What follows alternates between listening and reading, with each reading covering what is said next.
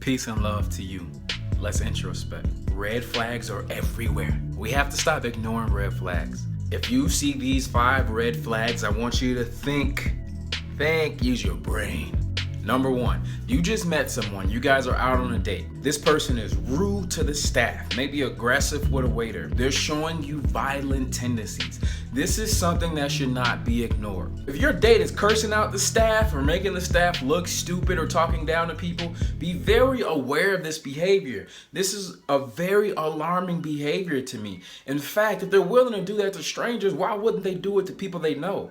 Number 2, when you first start dating someone and you go out, typically you talk about the past with them. You want to know what schools you guys went to, what type of jobs you've had, maybe even a little bit about each other's relationships, about past interests. If you meet a person and they are reluctant and hesitant and will not talk about the past at all, that should tell us a few things. 1, there might be something they're still suffering with. They may have some unresolved grief, and that's okay. There may be a mental barrier preventing them from being truly open. It is a red flag. If they don't want to talk about the past, that means they haven't made peace with it. It means they're not completely comfortable with it. It may mean that there are things about themselves that they're going to hide from you until they feel truly comfortable telling you, which may come a year or 2 or 3 years later. In dating, be willing to talk about your past because it shows that you're past it. It shows that you're at peace with it. It shows that you're comfortable with the life that you have led up to this point. Number 3, this is simple. If you are talking to someone, you guys just start dating, you just start seeing each other, and a person does one thing, says another, and then justifies it, that's definitely a red flag.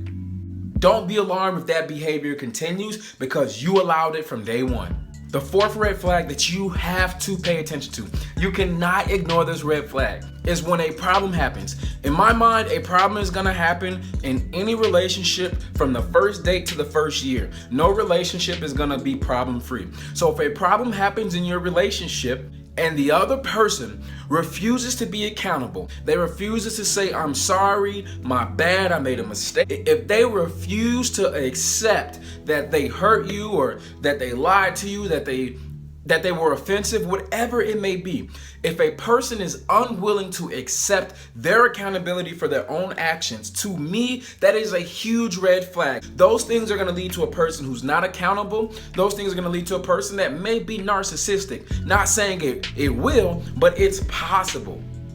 I believe the healthiest thing you can do for yourself and for your relationship is be accountable for your mistakes. Be accountable for the times you mess up. You might lie. You might hurt someone's feelings. We're all human beings. Although we don't want to promote those behaviors, we do want to promote having the empathy and understanding that you hurt someone. We want to promote that it's okay to apologize, to be accountable for your actions.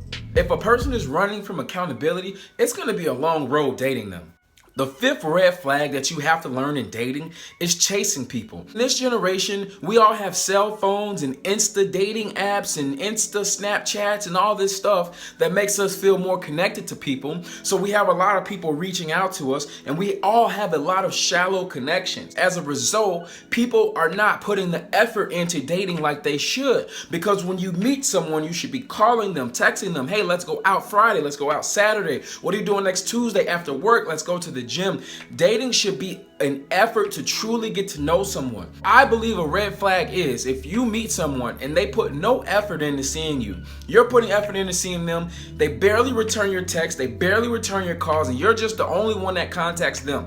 That's a red flag. You are chasing them. You are blowing them up. They are not reciprocating. In dating, you want to create a healthy relationship, and it takes 2 people to do that. And if they're lazy from the jump, they're going to be lazy in a year and lazy in 5 years. Don't chase someone who's not putting effort into you. You guys should mutually be chasing each other, mutually thirsting after each other, mutually making plans together. Both the man and the woman can make plans to go out together. It does not have to be one person doing it. In this generation, we both have to put effort into each other. Until next time, peace and love.